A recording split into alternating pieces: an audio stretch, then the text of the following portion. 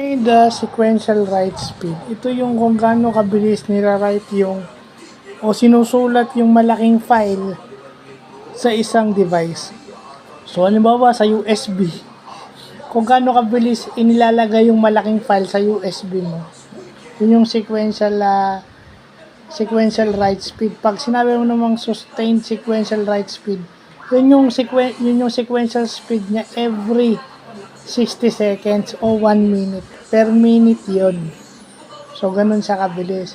Yung random write naman, ang ibig sabihin ng random write, yung wala siyang pattern. Wala siyang definite na starting point. Basta back and forth lang siya nag-write ng data sa isang device. So, yun yung magandang natututunan natin. May mga bago sequential write speed. Hindi itinuro sa amin yan. May subject kaming file organization and data processing, wala yan.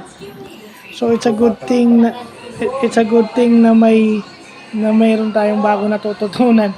Meron ba kayo nan? Sequential write speed tinuro? Hindi ko na maalala eh. Yun. Kasi baka sa ibang school, itong sekretary namin, kompleto baka may tinuro sa amin kasi wala eh. Hindi ko maalala eh. So yun, bagong knowledge lang. Luma pa yung pano natin. So, yun lang po.